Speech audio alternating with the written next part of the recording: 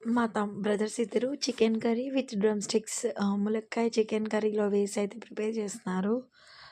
అసలు ఎలా ప్రిపేర్ చేశారో ములక్కాయలో చికెన్ కర్రీ ఏంటో ఏదేదో చేశారు. ఫైనల్ అయితే టేస్ట్ మాత్రం చాలా బాగుందన్నారు. నేనైతే టేస్ట్ చేయడానికైతే చాలా భయపడిపోయాను. అండ్ దట్ ఆ రోజు థర్స్‌డే వచ్చింది. నేనైతే బతికిపోయాను.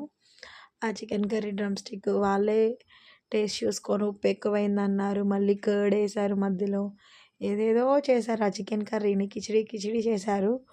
ఫైనల్‌గా అయితే చికెన్ కర్రీ అయితే కంప్లీట్ చేశారు. మధ్యలో తింటూనే ఉన్నారు.